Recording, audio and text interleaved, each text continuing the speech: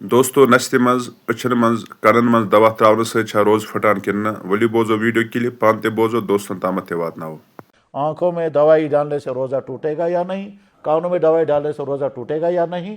تو جواب یہ ہے، دو رائے ہیں. ایک رائے یہ ہے کہ آنکھوں میں دوائی ڈالیں، کانوں میں دوائی ڈالیں روزہ ٹوٹ جائے گا، اور دوسری رائے یہ ہے کہ کانوں میں دوائی ڈالیں اور آنکھوں میں دوائی ڈالیں روزہ نہیں ٹوٹے گا. ہم اسی رائے کے ساتھ ہیں. کون سی رائے؟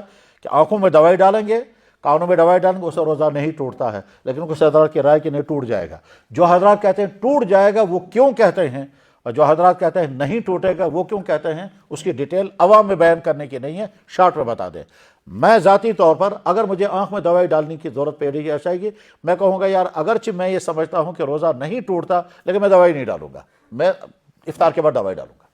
لیکن اگر ڈاکٹر نے کہا کہ نہیں اگر آپ دوائی نہیں ڈالیں گے تو ڈیمیج کا خطرہ ہے، ٹھیک ہے، میں کہوں گا پھر میں دوائی ڈالتا ہوں اور ساتھ میں احتیاطاً اس روزے کو دوبارہ بھی رکھ لوں گا، احتیاطاً دوبارہ رکھ لوں گا.